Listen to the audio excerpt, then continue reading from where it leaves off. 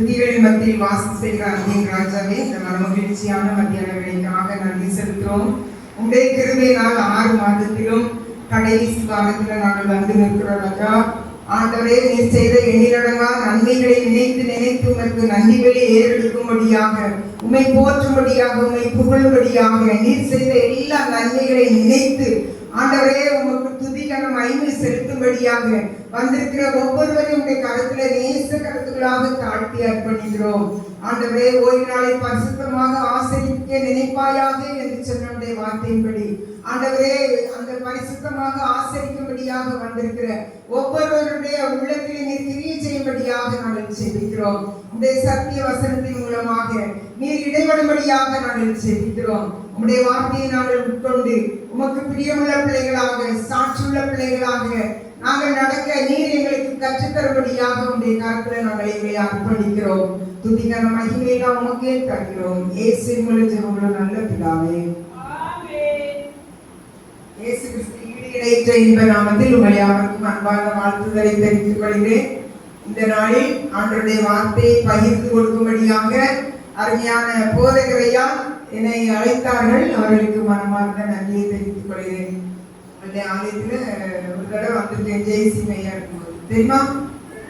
ஞாபகம்? சரி, மறுபடியும் உங்களை காணும்படியாக கற்றுக் கொடுத்த இந்த மேலான வாக்கியத்திற்கு நன்றி செலுத்துகிறேன்.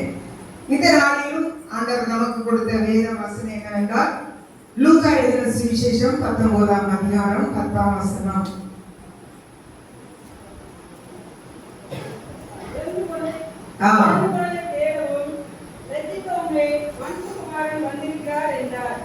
இழந்து போனதை தேடவும் ரட்சிக்கவுமே மனுஷகுமாரன் வந்திருக்கிறார்.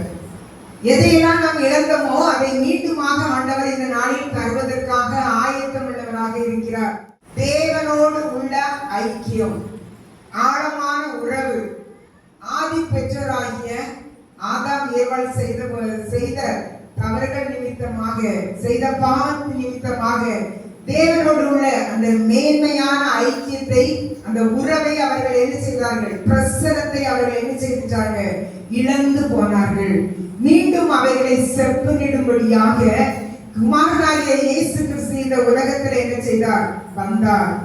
இப்பொழுது நம் வாழ்க்கையில எதை இழந்தாலும் ஒருபோதும் கர்த்தரோடு உள்ள ஐக்கியத்தை நாம் என்ன செய்ய வேண்டாம்? இழக்க வேண்டாம். அதைதான் இந்த நாளில் ஆண்டவர் நமக்கு தர இருக்கிறார். ஜான் வெஸ்லி என்கிற மெத்தடிஸ்ட் திருச்சபை உருவாக்கியவர் என்ன செய்வாராம்? தன்னுடைய கோட் பாக்கெட்ல ஒரு நியூ டெஸ்டமெண்ட் என்ன செய்வாராம்? எப்பொழுதும் வைத்துக் கொண்டு இருப்பாராம். எதற்காக? என்னுடைய ஐக்கியம் அவரோடு இருக்க வேண்டும். அதை அடிக்கடி எடுத்து அவர் என்ன செய்வாராம்? வாசிப்பாராம். அந்த வேத வசனத்தின் மூலமாக ஆண்டவரோடு இடைபடும்படியாக தன்னை முழுவதுமாக என்ன செய்வாராம்? அர்ப்பணிப்பாராம். ஆனால் வேதம் என்ன சொல்கிறது என்று நாம் பார்ப்போமானால், ஏசாயா 59ஆம் அதிகாரம் 2ஆம் வசனத்துல சொல்லியிருக்கிறது, உங்கள் அக்கிரமங்களே உங்களுக்கும் உங்கள் தேவனுக்கு நடுவாக என்ன செய்து பிரிவினையே உண்டாகுகிறது. ஆதாம் ஏவாள் அகமகிழ்ந்து ஆண்டவரோடு பேசவில்லை. ஏன் தெரியுமா? அவருடைய குற்ற மனசாட்சி அவர்களை என்ன செய்தது? பாதித்தது. தேவனோ அந்த ஐக்கியத்தை விரும்பி, ஆதாமே நீ எங்கே இருக்கிறாய் என்று சொல்லி ஆண்டவர் நடுவிலே நிறுத்தும்படியாக பாவ நிவாரண பலியாக சிலுவையிலேயே அவர் தன்னை அர்ப்பணித்தார் என்று சொல்லி நாம் பார்க்கிறோம். இதுவரை உலகத்தோடும் இல்லது பாவத்தோடும் ஐக்கியத்தை வைத்து சமாதானம், ஆரோக்கியம், நிம்மதி, தேவ பிரசன்னத்தை இழந்து தனிமையில் தள்ளாடுகிறீர்களா? ஐக்கியம் கொள்ள கிறிஸ்துவண்டை வாருங்கள் என்று சொல்லி ஆண்டவர் என்ன செய்கிறார்? நம்மை அழைக்கிறார். நீங்க இப்ப பார்த்தீங்கன்னா கிறிஸ்தவர்கள் இடத்துலதான் நிறைய தவறுதலான காரியங்கள் என்ன செய்து நடந்து கொண்டிருக்கிறது. எந்த இடத்துல பார்த்தாலும் ஜோசப்பு அப்படி நல்ல பெயர்கள் உள்ளவங்க என்ன செய்றாங்க? தவறுதலான காரியங்களை செய்து கிறிஸ்துவின் நாமத்தை மறுதலிக்கிறவர்களாக காணப்படுகிறார்கள். ஆனால் நம்முடைய சொந்த தேசத்தை விட்டுவிட்டு இந்த மும்பை பகுதியில வந்து நாம் வேலை செய்யும்படியாக வந்திருக்கிறோம். ஆனால் நம்முடைய ஐக்கியம் யாரோடு இருக்கிறது? நம்முடைய ஐக்கியம் வேலையில இருக்கிறதா, இல்லது டிவில இருக்கிறதா, இல்லது மொபைல்ல இருக்கிறதா, இல்லது கிறிஸ்துவாகிய இயேசுல இருக்கிறதா நம்மளுடைய ஐக்கியம்? நம்மை நாம் ஆராய்ந்து பார்க்க வேண்டும். ஆண்டவர் அதை தான் இந்த நாளில் நம்மளோடு இடைப்பட இருக்கிறார். இழந்து போனதை, எவ்வளவு தூரம் நீங்கள் ஆண்டவரை விட்டு நீங்கள் பின்வாங்கி போவீர்களானால் உங்கள் மேல் என்னுடைய அனுசரிச்சியது இடைப்படாது என்று சொல்லி ஆண்டவர் சொல்கிறார்.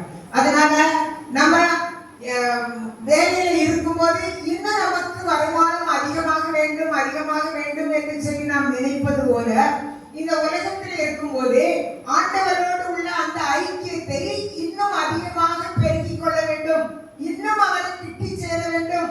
அதுதான் ஆண்டவர் விரும்புகிறார். அவரோடு நம்மளுடைய ஐக்கியம் இருக்குமானால் இந்த உலகத்துல யாரும் நம்மளை என்ன செய்ய முடியாது, எதுவுமே பண்ண முடியாது. எத்தனை கஷ்டங்கள், எத்தனை கண்ணீர்கள், எத்தனை பாடுகள், எத்தனை வேதனைகள் வந்தாலும் தேவனாகிய கர்த்தரோடு நம்முடைய ஐக்கியம் இருக்குமானால் நிச்சயமாக நாம் எல்லாரும் காட்டிலும் ஆசீர்வதிக்கப்பட்டவர்களாக காணப்படுவோம். அதை தான் இந்த நாளில் ஆண்டவர் தர இருக்கிறார். முதலாவது இழந்து போன குடும்பத்தை குறித்து இந்த நாளில் நாம் சிந்திக்க இருக்கிறோம். 1 சாமுவேல் 30ஆம் அதிகாரத்தை எடுத்து வைத்துக் கொள்ளுங்கள். 1 சாமுவேல் 30ஆம் அதிகாரம், அதுல 19ஆம் வசனத்தை நீங்க வாசித்து பார்க்கலாம்.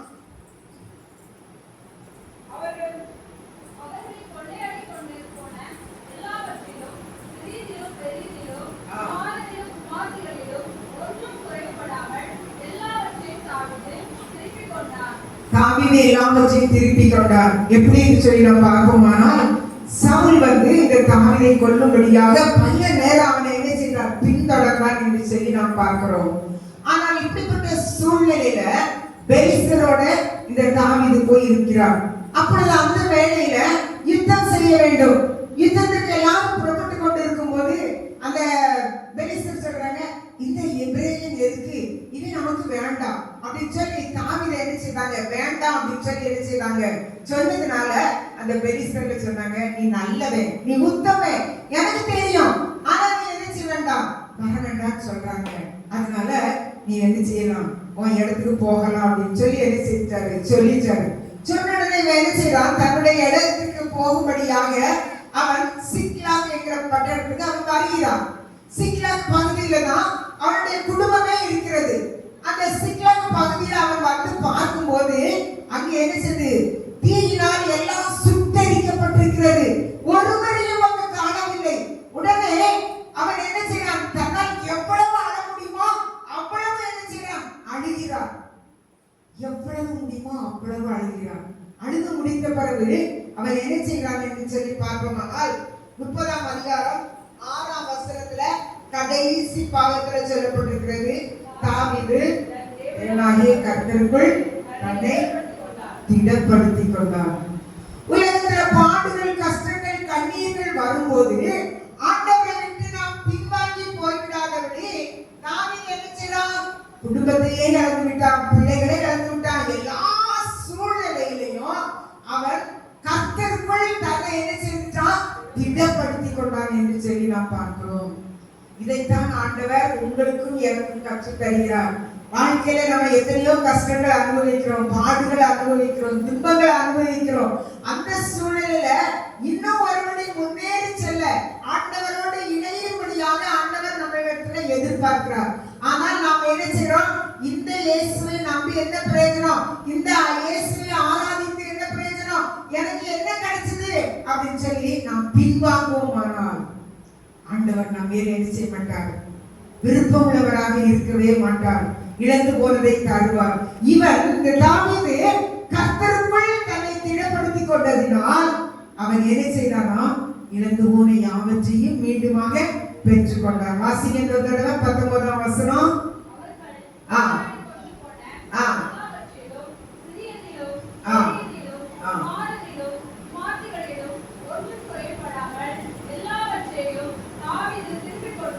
எல்லாவற்றையும் அவன் என்ன செய்தானா, திருப்பி கொண்டான். இந்த அமெரிக்கர் கொள்ளையாடி அவர்களுடைய காரியங்கள் எல்லாவற்றையும் எடுத்துட்டு போயிட்டாங்க. இவரை கல்லெறிந்து கொல்றதுக்காக தாவீது நின்னாங்க. சத்துருவால் நெருக்கப்படுறான், வனாந்திரத்தில் உள்ள நாரையை போல் நான் இருந்தேன்னு சொல்றான். இப்படிப்பட்ட நேரத்துல தான் அவன் தன்னை கர்த்தருக்குள்ளாக திடப்படுத்தி கொண்டதுனால என் மீட்பர் உயிரோடு இருக்கிறார் அப்படின்னு சொல்லிட்டு சங்கீதம் 18:18 சொல்லப்பட்டிருக்கிறது, என் ஆபத்து நாளில் எனக்கு எதிர்த்து வந்தார்கள், கர்த்தரோ எனக்கு ஆதரவாய் இருந்தார். இப்ப எதையெல்லாம் இழந்தானோ அத்தனையும் அவன் என்ன செய்தான்? திருப்பி கொண்டான் என்று சொல்லி நாம் பார்க்கிறோம். பிள்ளைகள், மனைவி அத்தனையும் திருப்பி கொண்டான். அந்த சிக்லாக் பகுதியை மாத்திரம் சுட்டெரித்தார்கள், ஆனால் மீதி எல்லாவற்றையும் சிறைப்பிடித்துக் கொண்டு போயிருந்தார்கள். அதனால இந்த தாவீது கர்த்தருக்குள் தன்னை திடப்படுத்திக் கொண்டு, ஆண்டவரே நான் என்ன செய்ய வேண்டும் என்று சொல்லி கேட்கும்போது, நீ போ, எல்லாவற்றையும் என்ன செய்வாய்? திருப்பிக் கொள்வாய் என்று சொன்னதுனால இழந்து போன தன்னுடைய குடும்பத்தை அவன் என்ன செய்தான்? திருப்பிக் கொண்டான் என்று சொல்லி நாம் பார்க்கிறோம். இரண்டாவதாக இழந்து போன உற்சாகம். இழந்து போன உற்சாகம் 1 ராஜாக்கள் 19ஆம் அதிகாரம் 10ஆம் வசனம்.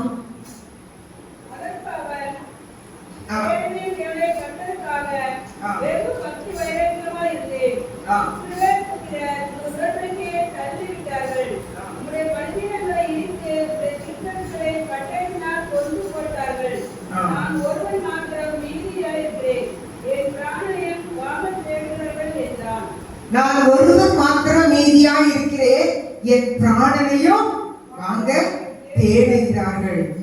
சிங்கத்தை போன்ற கர்ச்சித்த எலியா உற்சாகத்தை இழந்து சூரிய செடியின் அடியில போய் படுத்துக்கிட்டான்.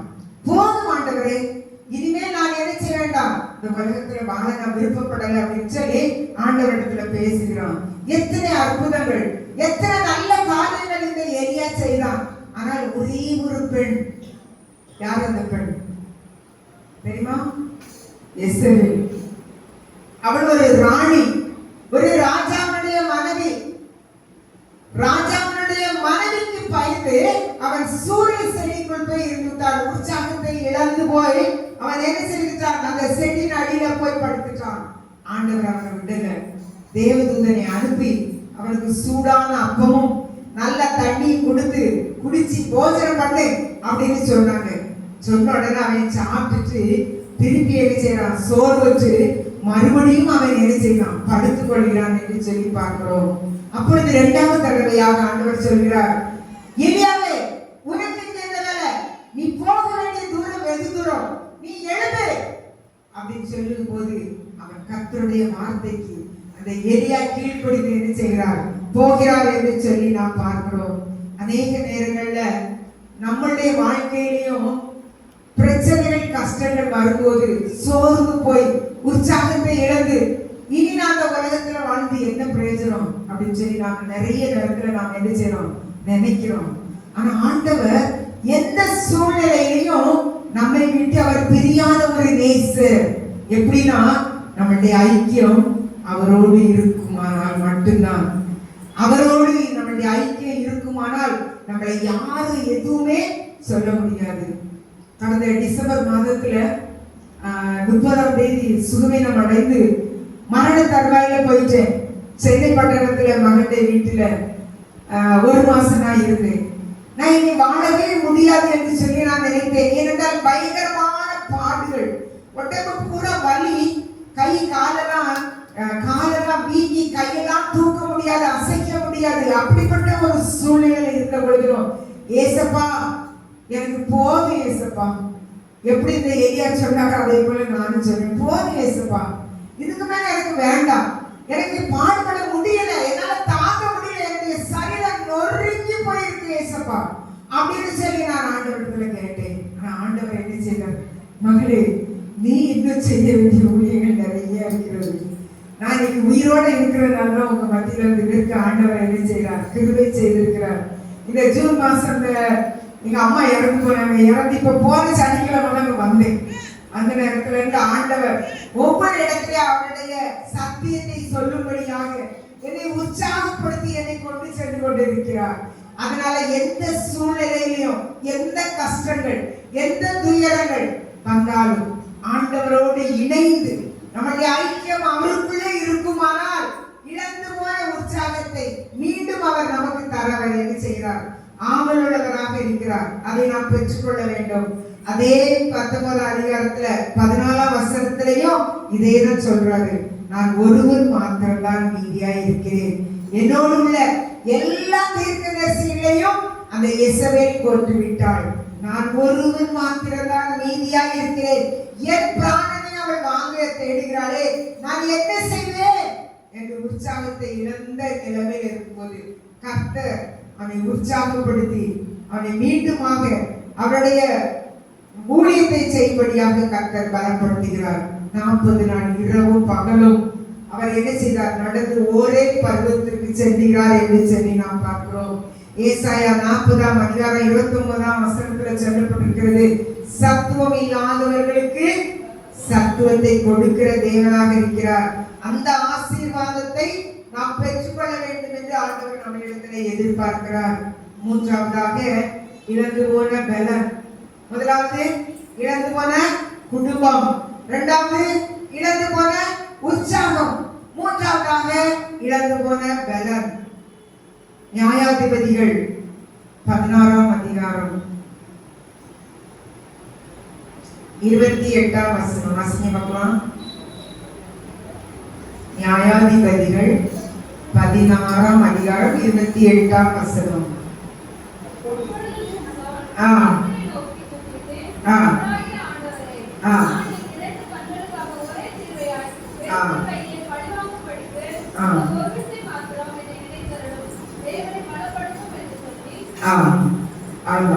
இந்த ஒரு விசை மாத்திரம் என்னை நினைத்தருளும். இந்த ஒரு விசை மாத்திரம் என்னை நினைத்தருளும்.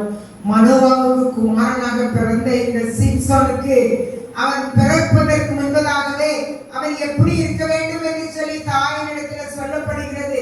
அவனுடைய தலையில என்ன செய்யக்கூடாது? கத்தி படவே கூடாது. அவன் தீட்டுள்ள இடத்துக்கு போக கூடாது. அவன் பரிசுத்தம் உள்ளவர் மகன் என்று சொல்லி அவனுக்கு முதலாக இந்த காரியத்தை சொல்லி அவனை ஆண்டவர் என்ன செய்கிறார்? தன்னுடைய ஊழியத்தை செய்ய அழைக்கிறார். ஆனால் அவனோ என்ன செய்யறான்? தன்னுடைய பலத்தை விற்று போட்டு விட்டான். ஒரு பெண்ணிடத்துல போய் தனக்கு இருந்த எல்லா பலனையும் என்ன செய்தான்? விற்று போட்டு விட்டான். கர்த்தர் இவனை ஊழியத்திற்காக அழைத்து ஆண்டவர் 30 வருடம் இவனை கொண்டு பயன்படுத்தினாலும் இவனை கொண்டு பெரிய அற்புதம், ஒரு கழுதை தாடை எலும்பை கொண்டு 1000 பேரை கொண்டான் என்று சொல்லி நாம் பார்க்கிறோம். சிங்கத்தின் வாயை கிழித்தவன், இப்படி பலசாலியாக இருந்த சிம்சோன் ஒரு தவறு செய்தது நிமித்தமாக தன்னுடைய எல்லா பலத்தையும் அவன் என்ன செய்தான்? இழந்து போய்விட்டான் என்று சொல்லி நாம் பார்க்கிறோம். கர்த்தரோடு ஐக்கியம் இருக்குமானால் இந்த தவறை செய்ய முடியாது. கர்த்தரை விட்டு பின்வாங்கி போகும்போது அவனுக்கு கொடுத்த காரியத்தை அவன் நினைத்து பார்த்தானால் ஆண்டவர் என்ன சொல்லியிருக்கிறார்? என் தலையில் கத்தி படக்கூடாது என்று சொல்லியிருக்கிறாரே என்று சொல்லி அவன் நினைத்து பார்ப்பானால் அந்த பெண்ணின் மடியிலே போய் படுத்து அவள் முடியை வெட்டுவதற்கு தன்னை என்ன செய்திருக்க மாட்டான்? ஒப்பு கொடுத்திருக்க மாட்டான்.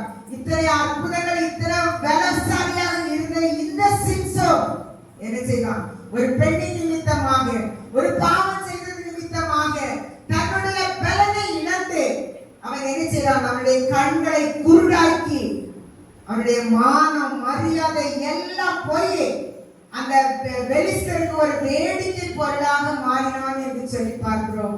அவன் தலையை மொட்டை அடித்து அவன் காலில் வெண்கல விலங்குகளை போட்டு கண்களை குருடாக்கி அவனை என்ன செய்துட்டார்?